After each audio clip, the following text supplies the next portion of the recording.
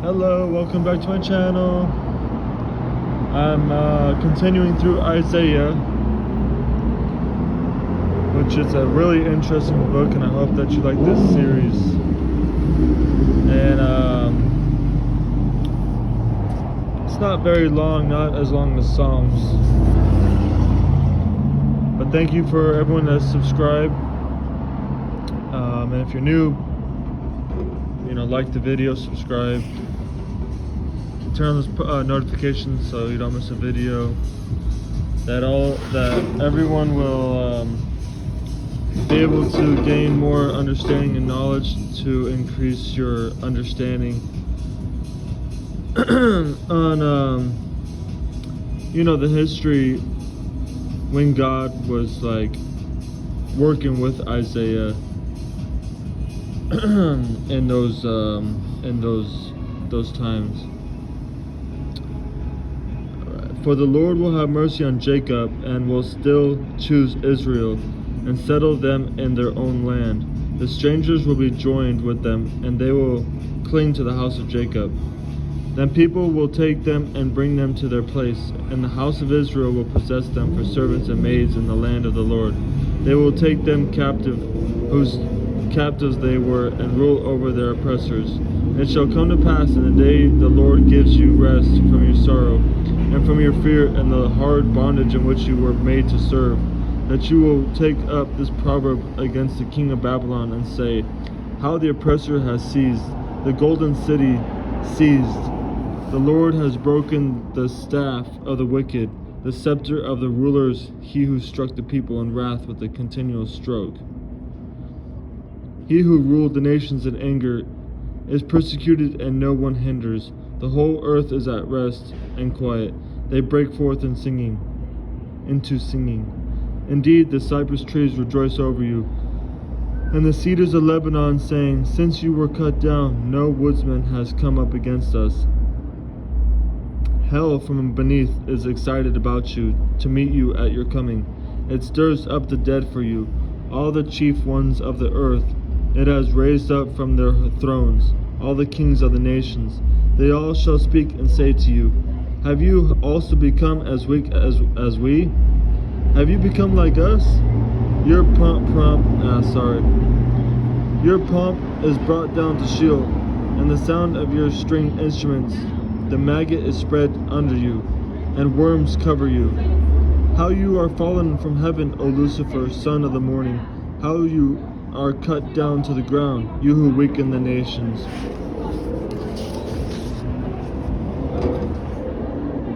For you have said in your heart, I will ascend into heaven. I will exalt my throne above the stars of God. I will sit on the mount of the congregation, on the farthest sides of the north. I will ascend above the heights of the clouds. I will be like the Most High. Yet you shall be brought down to Sheol, to the lowest depths of the pit. Those who see you will gaze at you and consider you, saying, is this the man who made the earth tremble, who shook kingdoms, who made the world as a wilderness and destroyed its cities, who did not open the house of its prisoners? All the kings of the nations, all of them, sleep in glory, everyone in his own house. But you are cast out of your grave, like an abominable branch, like the garment of those who are slain, thrust through with a sword, who go down to the stones of the pit, like a corpse trodden underfoot. You will not be joined with them in burial, because you have destroyed your hand and slain your people. Your blood of evildoers shall never be named. Prepare slaughter for his children, because of the iniquity of their fathers, lest they rise up and possess the land, and fill the face of the world with cities.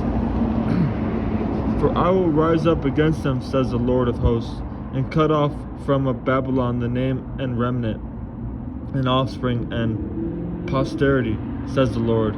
I will also make it a possession for the porcupine, and marshes of muddy water. I will sweep it with a broom of destruction, says the Lord of hosts.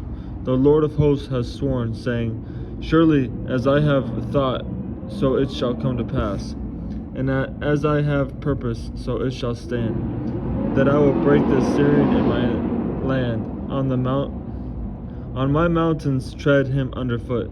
Then his yoke shall be removed from them, and his burden removed from their shoulders.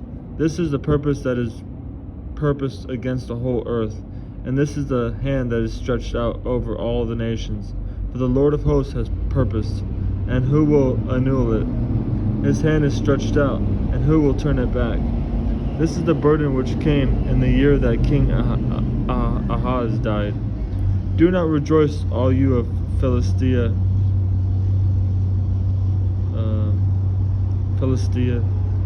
because the rod that struck you is broken. For out of the serpent's roots will come forth a viper, and its offspring will be a fiery flying serpent. The firstborn of the poor will feed, and the needy will lie down in safety. I will kill your roots with famine. Sorry, I've had a long week. And it will slay your remnant. Wail, O gate, cry, O city. All you of Philistia are dissolved, for smoke will come from the earth, and no one will be alone in his appointed times. What will they answer the messengers of the nation? That the Lord has founded Zion, and the poor of his people shall take refuge in it. Wow. That's the end of that chapter. That was really deep and really hard to read. Oh man, there's a lot of prophecy and that there's destruction coming to the earth for the evildoers. What they have done. Oh, I would say escape while you can. The cities. And get right with the Lord. But anyways, I'll be reading Streams in the Desert by L.B. Coleman, edited by Jim Raymond.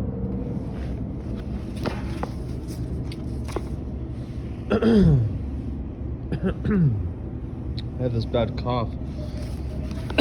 Sorry, man. I'm trying to get over it, but it seems like it doesn't want to go away. March 22nd. After 40 years had passed, an angel appeared to Moses in the flames of a burning bush in the desert near Mount Sinai. Then the Lord said to him, I have indeed seen the oppression of my people in Egypt. I have heard their groaning, and I have come down to set them free. Now come, I will send you back to Egypt. Acts 7:33-34. 40 years was a long time to wait in preparation for a great mission. Yet when God delays, he is not inactive. This is when he prepares his instruments and matures our strength. Then at the appointed time, we will rise up and be equal to our task. Even Jesus of Nazareth had 30 years of privacy, growing in wisdom before he began his work. God is never in a hurry. He spends years preparing those he plans to greatly use, and never thinks of the days of preparation as being too long or boring. The most difficult ingredient of suffering is often time. A short, sharp pain is easily endured, but when a sorrow drags on its long and weary way year after monotonous year, returning day after day with the same dual routine of hopeless agony, the heart loses its strength. Without the grace of God, the heart is sure to sink in dismal despair. Joseph endured a long trial, and God often has to burn the lessons he learned into the depths of our being. Using the fires of prolonged pain, he will sit as a refiner and purifier of silver. Malachi 3:3. Sorry, I have an itch on my face. Yet he knows the specific amount of time that will be needed. Like a true goldsmith, God stops the fire the moment he sees his image in the glowing metal. Today we may be able to see the final outcome of the beautiful plan that God has hidden in the shadow of his hand. Isaiah 49:2. It may be concealed for a very long time, but our faith may rest in the assurance that God is still seated on his throne. Because of this assurance, we can calmly await the time when in heavenly delight we will say, all things have worked together for good. Romans 8:28, King James Version. As Joseph did, we should be more careful to focus on learning all the lessons in the school of sorrow than to focus anxious eyes toward the time of our deliverance. There is a reason behind every lesson, and when we are ready, our deliverance will definitely come. Then we will know we could never have served in our place of higher service without having been taught the very things we learned during our ordeal. God is in the process of educating us for future service and greater blessings. And if we have gained the qualities that make us ready for a throne, nothing will keep us from it once his timing is right. Bug on my book. Don't steal tomorrow from God's hands. Give him time to speak to you and reveal his will. He is never too late. Learn to wait. He never shows up late. He knows just what is best. Fret not yourself in vain. Until he comes, just rest. Never run impulsively ahead of the Lord. Learn to await his timing. The second, minute, and hour hand must all point to the precise moment for action. Wow. Hope you liked that reading as much as I did. Thanks for watching. God bless you. Stay strong.